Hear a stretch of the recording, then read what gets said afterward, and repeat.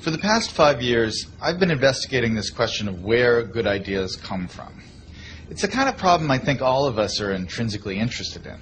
We want to be more creative. We want to come up with better ideas. We want our organizations to be more innovative. I've looked at this problem from an environmental perspective.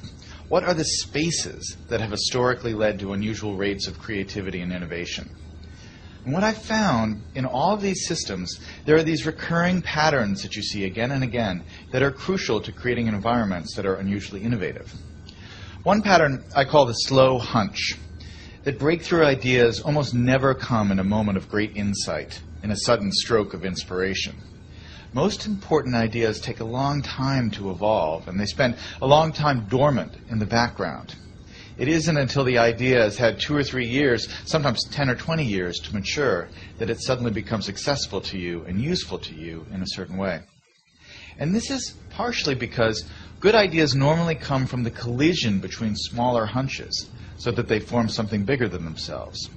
So you see a lot in the history of innovation, cases of someone who has half of an idea.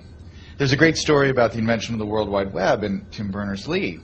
This is a project that Berners-Lee worked on for 10 years. But when he started, he didn't have a full vision for this new medium he was going to invent. He started working on one project as a side project to help him organize his own data. He scrapped that after a couple years, and he started working on another thing.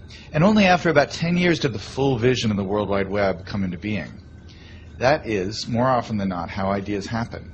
They need time to incubate, and they spend a lot of time in this partial hunch form.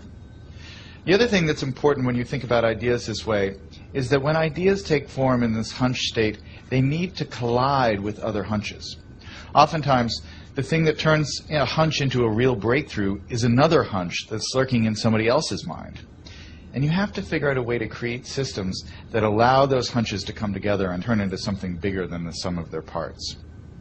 That's why, for instance, the coffee house in the age of the Enlightenment or the Parisian salons of modernism were such engines of creativity because they created a space where ideas could mingle and swap and create new forms. When you look at the problem of innovation from this perspective, it sheds a lot of important light on the debate we've been having recently about what the internet is doing to our brains. Are we getting overwhelmed with an always connected, multitasking lifestyle? And is that going to lead to less sophisticated thoughts as we move away from the slower, deeper, contemplative state of reading, for instance? Obviously, I'm a big fan of reading. But I think it's important to remember that the great driver of scientific innovation and technological innovation has been the historic increase in connectivity, in our ability to reach out and exchange ideas with other people, and to borrow other people's hunches and combine them with our hunches and turn them into something new.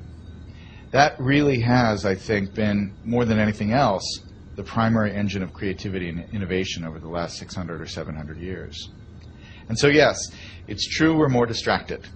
But what has happened that is really miraculous and marvelous over the last 15 years is that we have so many new ways to connect and so many new ways to reach out and find other people who have that missing piece that will complete the idea we're working on, or to stumble serendipitously across some amazing new piece of information that we can use to build and improve our own ideas.